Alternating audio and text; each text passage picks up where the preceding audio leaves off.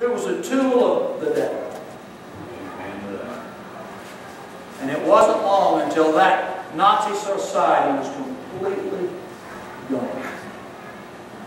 Folks, we live in the greatest nation on the earth. But if we continue to bow our knee at the altar of distraction and relationship and allow ourselves to be perverted in every situation, and we put our minds on it continually, we are going to find ourselves bound and away from the very presence of God. And it's not just in actual relationships. It's in the images in our mind.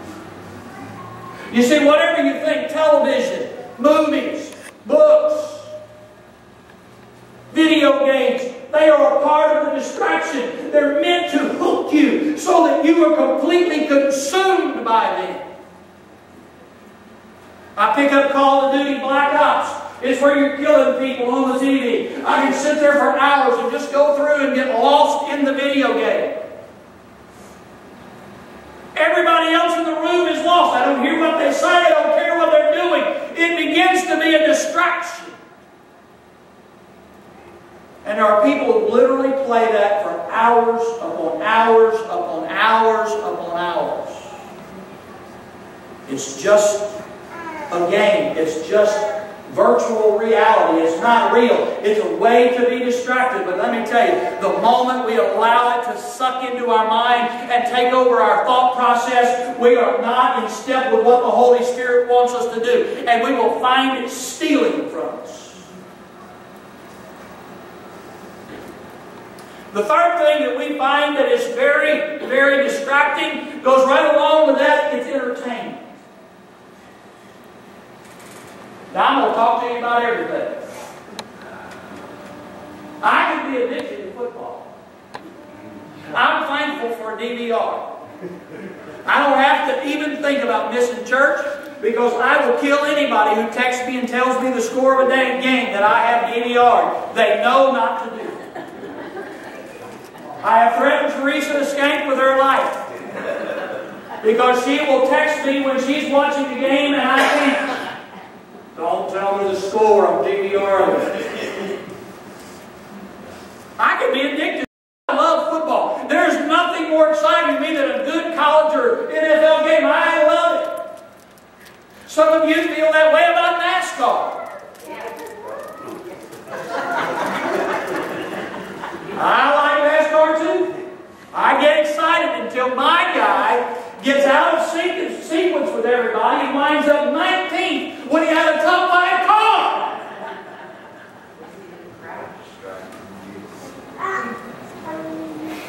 But you know what? We've got people, and you hear what I'm saying, think nothing of spending $100 a ticket and $50 to park and another $100 on food to go see the Colts play or watch a NASCAR race or watch the Pacers play or watch some of the things they watch. And it strains them to be faithful to God in any fashion. They make allowance. Well, I have to be entertained, Pastor. I can't go without being entertained. I mean, for crying out loud, I don't go very often. When I go, I ought to be able to splurge.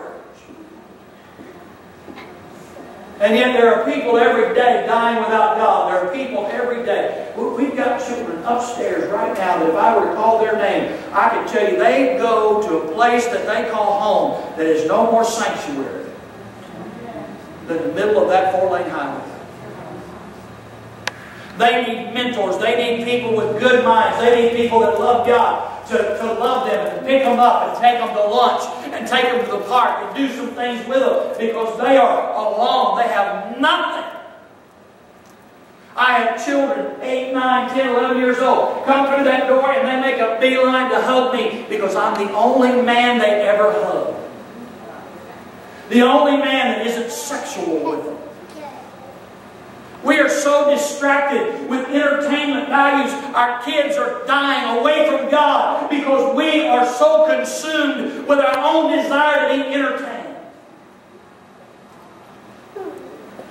We're distracted. We let things from those distractions. I tease Teresa's a big Pittsburgh Steelers fan.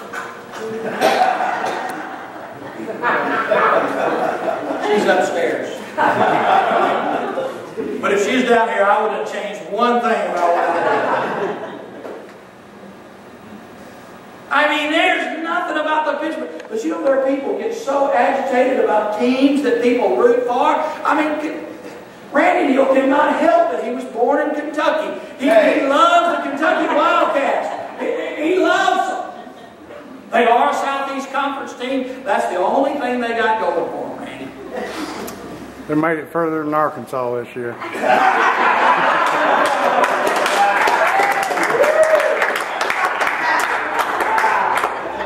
Mickey, will you go out there and tell me about that?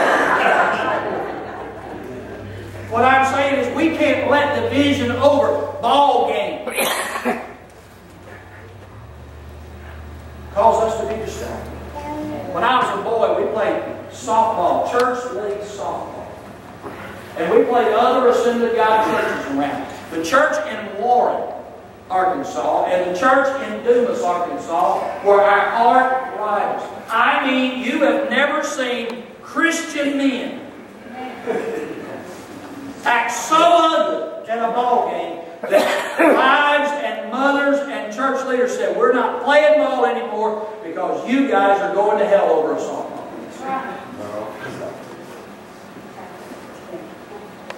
See, I want to be one. I don't play anything to lose. If you think I'm going to play dominoes, pixie sticks, basketball, I'm going to win. I'm coming after you with everything I got. I'm going to try my best to beat you. I don't care if you're 5 flipping years old.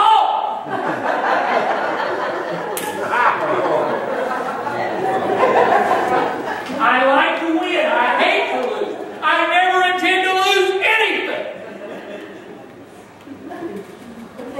But you know, that's a distraction when it becomes more important to win than it does to represent the kingdom.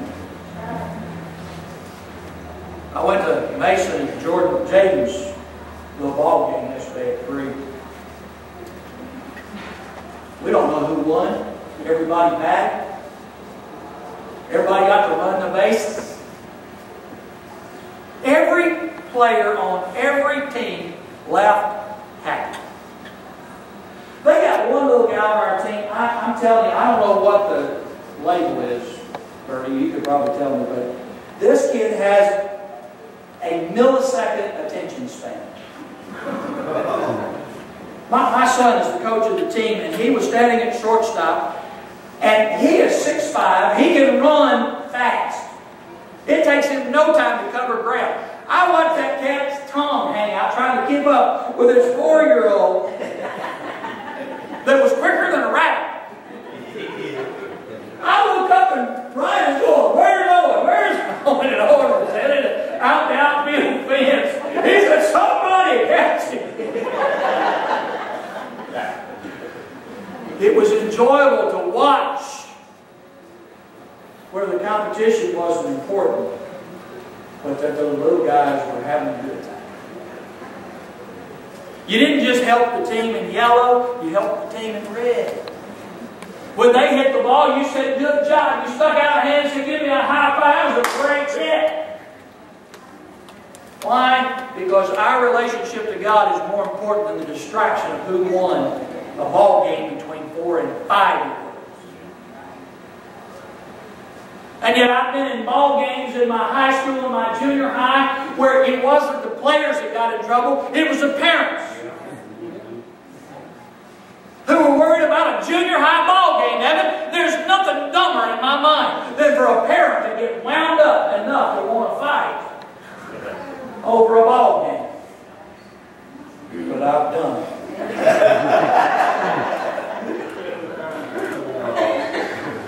I've gone to the ball games with my kids, and when they didn't call it right, I called their hand on it. My wife won't sit next to me. Imagine that. I don't know what her problem is. No, everybody knows where I'm at in the standings. I won't say anything ugly, no curse word. I let them know. Went to a ball game this week for Angie. She's played at Kentucky Wesleyan. The umpire was right in front of me. He was calling the ball. The ball's whipped outside over the plate, over the chalk. And I said to him, okay, Lou, that's all right. You're calling it on the chalk. I get it. But it better be that way on both sides of the ball. He never turned around. He didn't look. But in a minute, the other team got up, and he called it just exactly the same way for the other team. I said, I can live with that, Blue.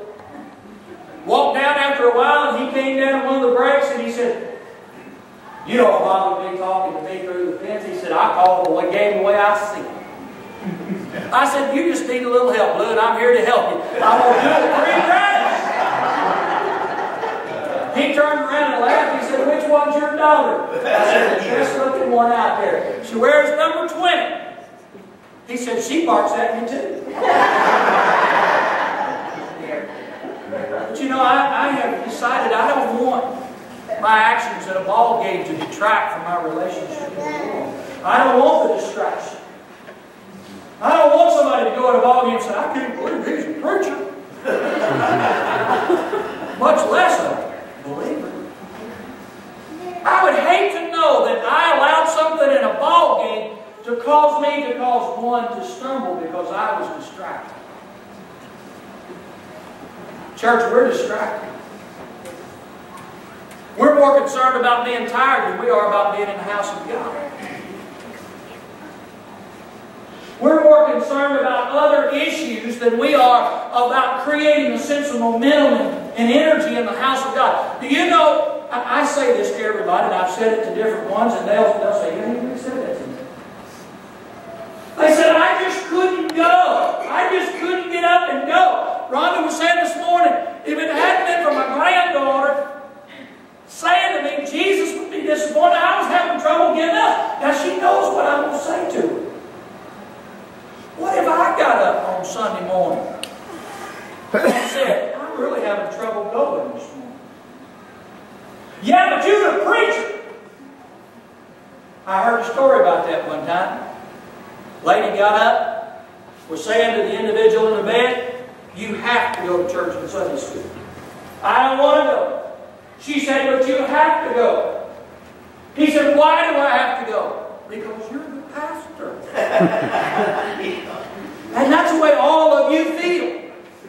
You feel like pastor needs to be there every time the doors are open. And yet you make allowance because of distraction to not be here yourself. You say, we're online for a move of God. We're seeing church growth. This is an exciting time. I counted 18 people out of 140 plus last Sunday that were not really ours. Which means 120 plus are ours, and I can account for another 20 that were out of town or sick or couldn't come as well. And I know we're not ever going to get them all, but I'm going to tell you, the day that you decide to see what this church can do, the day that you're no longer distracted about your agenda, but you want to do God's agenda, this place will pack out. We won't care about the time, and the Spirit of God will flow. We'll say, you know, I'm not leaving here till you're done with it. Amen. You see, when Jacob was laying at the bottom of that ladder, and was rolling around on the ground, flopping around on the ground with the Lord, he said to the Lord, I'm not going to let you go until you bless me. Wasn't distracted. The Lord could not get free. He had to finally supernaturally touch him in the hollow of his thigh to get Jacob to turn loose of it. Let me tell you, church, when you get so focused on what God would have for you, that nothing will distract you. You bombard heaven with praise. You bombard heaven with prayer. You bombard heaven with song. You bombard heaven with worship. Let me tell you, you know why I let these little guys get up and sing? Because if I can train them now, when they're older, they won't depart from it. You see, Cameron putting that little deal together has seeded in his heart and mind something that will never